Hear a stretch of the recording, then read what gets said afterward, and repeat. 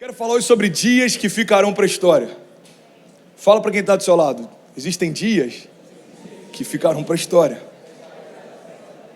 Pastor, mas todos os dias ficarão para a história. Não, alguns dias eles viram história. Alguns dias ficam para a história. Você não lembra do dia anterior, ou talvez de 3 ou 4 dias antes da morte de Ayrton Senna, mas você nunca vai esquecer do dia em que ele partiu. Eu não lembro o que eu estava fazendo no dia anterior ao 11 de setembro, mas eu lembro claramente o que eu estava fazendo no dia em que eu vi a notícia pela primeira vez. Talvez você não lembre, alguns aqui vão lembrar, mas talvez você não lembre o dia ou a noite em que o seu filho foi concebido, mas você lembra com certeza o dia em que ele nasceu. Vocês estão comigo, gente? Eu estou preocupado aqui hoje. Olha para cá, não se distrai não. Porque existem dias que viram história, mas existem dias que marcam a história, entram para a história. É sobre isso que a gente vai falar hoje. Amém. Declara comigo, diga, dias que ficarão para a história. Todos os dias nascem com o mesmo potencial de serem dias que ficarão para a história. Então o que separa um dia ordinário, um dia comum, de um dia extraordinário, um dia fora do comum? São as minhas escolhas. O que eu escolho fazer ao longo do dia é o que vai construir, o que vai se tornar aquele dia. Silvão aqui já jogou na seleção brasileira. Diz ele que já fez mais de 30 gols. Eu só vi um até hoje que fica em replay direto lá no YouTube. Mas certamente, você já jogou na Itália, em vários outros lugares, certamente existem dias que você acordou e falou, hoje é um dia que pode entrar para a história. O time que perdeu vai lembrar da derrota, mas o time que ganhou vai lembrar para sempre daquele último passe, aquele lançamento, aquele toque que fez com que eles ganhassem, e aquilo mudou a história deles. Existem dias que eles têm esse potencial. A questão é, irmão, pega isso. Se os dias que eu tenho vivido não têm sido dias extraordinários, são as escolhas que eu tenho feito que não têm moldado os meus dias. Não coloque em Deus a culpa pela ausência de milagres, se na verdade você não tem ansiado por eles. Não coloque em Deus a responsabilidade por algumas coisas que você está vivendo, se você não entregou para Ele totalmente o controle. Pergunta que eu mais recebo, aonde está Deus no Covid?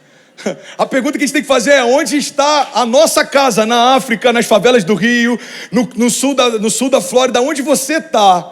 E o que você tem feito? Porque é fácil a gente perguntar o que Deus faz no macro, quando a gente não para avaliar o que a gente não tem feito no micro. O que a gente está fazendo aqui é construção de uma igreja, mas vai muito além de a construção de um templo religioso, de uma igreja evangélica. A gente está aqui cumprindo um chamado, obedecendo um chamado.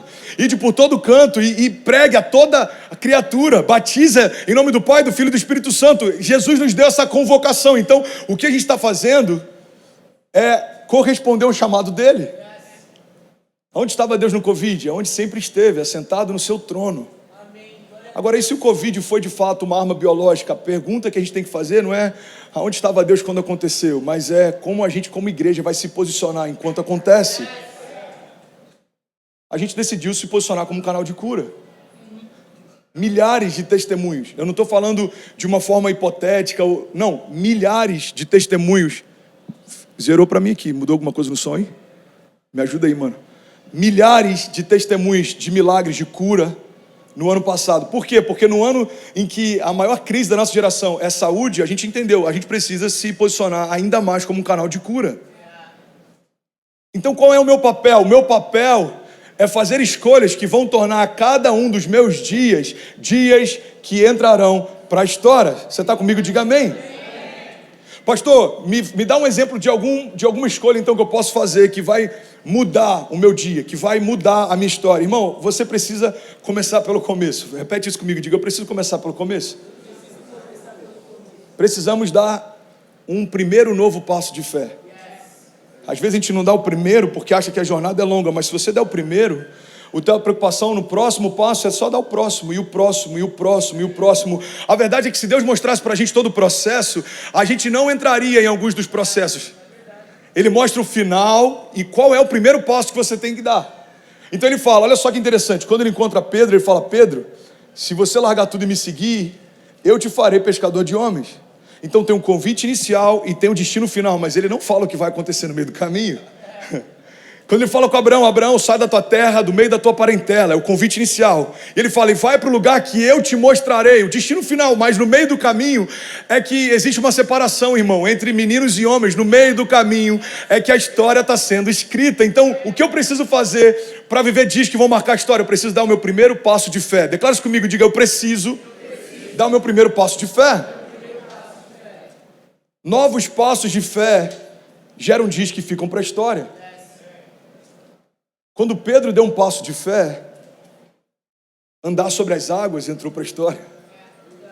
Eu queria pedir intercessão aos voluntários. Fica ligado comigo, por favor, gente. Hoje tá diferente demais aqui. Eu sinto uma presença gloriosa, mas eu sinto uma distração infernal. Então me ajuda, por favor. Eu queria pedir, Leandro, lidera os voluntários no backstage. Ninguém se movendo, por favor. Existe algo de Deus para essa manhã. Eu preciso contar, começando pelo nosso time, pelos nossos voluntários, amém? Você que fala em outras línguas, não se distraia. Você não está assistindo o que Deus está fazendo. Você foi chamado para ser um canal do que Ele está fazendo. Então começa a falar em outras línguas no seu lugar, no seu interior. Vamos encher esse lugar ainda mais da presença dEle. Tem algo de Deus para ser liberado aqui hoje, amém? Não é função dos visitantes. Alguns nem sabem quem Deus é. É função daqueles que já caminham com Ele há algum tempo, amém? Então eu preciso de vocês. Vamos junto. Quando Pedro deu um passo de fé, andar sobre as águas entrou para a história. Quando Davi deu um passo de fé, vencer um gigante entrou para a história.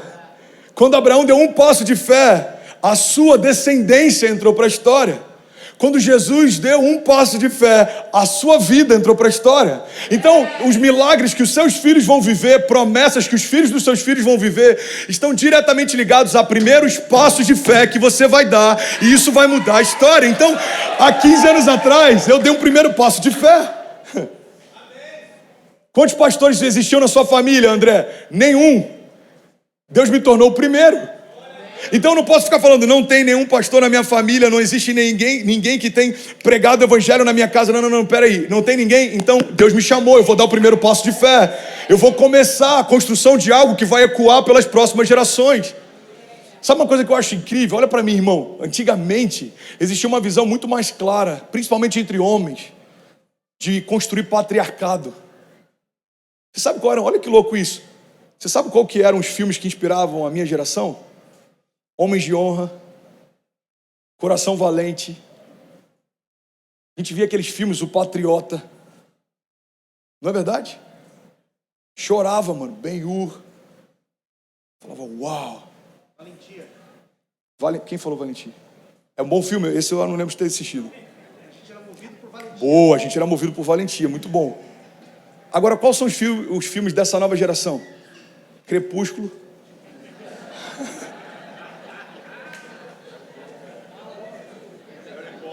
Harry Potter. Irmão, entende isso? Ah, pastor, mas isso não tem nada a ver com entretenimento. Mas é a expressão de algo que está acontecendo. Poderoso Chefão, tirando todo o contexto que existia por trás, ok? Não me entendam mal. Mas fala, fundamentalmente, e é por isso que mesmo sendo um filme que fala sobre crimes, atrai muitos homens. Porque fala da construção de patriarcado, fala de um homem que entendeu, eu vou construir algo que vai ser a base pela qual os meus filhos vão se mover. Você sabe por que os baby boomers, pessoas que vieram antes da geração Z, geração Y, a geração Touch, que é a geração dos nossos filhos hoje, por que eles eram tão preocupados com construção de patrimônio? Porque a visão deles é, eu preciso construir uma base sólida, que vai ser a base que os meus filhos vão se mover. O meu avô, por exemplo, um deles veio do Ceará e outro veio de Portugal. O meu avô que veio de Portugal entrou no navio e ficou, 40 anos sem retornar para ver a família. Então ele começou a trabalhar como pedreiro, depois ele começou a abrir um negócio, abrir um bar e depois ele começou a construir. E aí quando ele partiu, ele deixou inúmeros imóveis para a família, porque a concepção dele é, eu vou trabalhar incansavelmente para construir uma base segura para minha família. Ele entendia que ele estava construindo uma base sólida, um patriarcado. É comum a gente ver, há gerações atrás, alguém que falava, cara, o meu avô quando chegava, reunia todo mundo em volta da mesa. O meu bisavô, por parte de pai, ele tinha um único campo de pouso de Fortaleza. Então, quando o presidente ia para visitar a cidade, parava no campo de pouso do meu bisavô.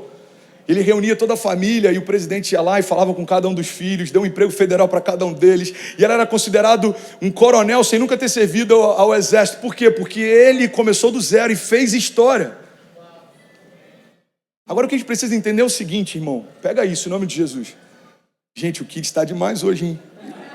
Alguém me ajuda, bota a criançada para brincar lá fora. Eu acho que é isso que está distraindo o pessoal. Alguém me ajuda a dirigir o culto enquanto eu prego. Eu não consigo fazer os dois, por favor. Por favor, senão me exponho aqui. É porque eu sou muito evangelístico. A minha preocupação é quem está visitando pela primeira vez e não vai ter um encontro com Jesus porque um grito tirou sua atenção. Eu só quero que você saia daqui diferente como você entrou, amém? Eu estou aqui para isso, é o que me move. Se não acontecer isso, eu estou frustrado hoje. Não adianta ninguém falar, a pregação foi muito boa. Ok, teve salvação? Não. Então, a gente se perdeu em algum momento. A gente só está aqui para falar dele. Então, vamos voltar aqui. Pega isso em nome de Jesus, irmão. O que é esse desejo das gerações anteriores de construir patriarcado? Eram homens que entendiam, eu vou construir uma história que vai selar o destino da minha família. Irmão, antigamente famílias tinham o orgulho de ter um brasão que representava a família. Todo mundo lembrava da história do bisavô, do avô. Hoje em dia a gente está vivendo uma crise. Estamos em meio a uma geração em que homens têm medo de serem homens e mulheres têm medo de serem mães. O que vai mudar a história dos seus netos? O teu posicionamento de fé hoje. O que vai mudar a história dos seus filhos? O seu primeiro passo de fé hoje.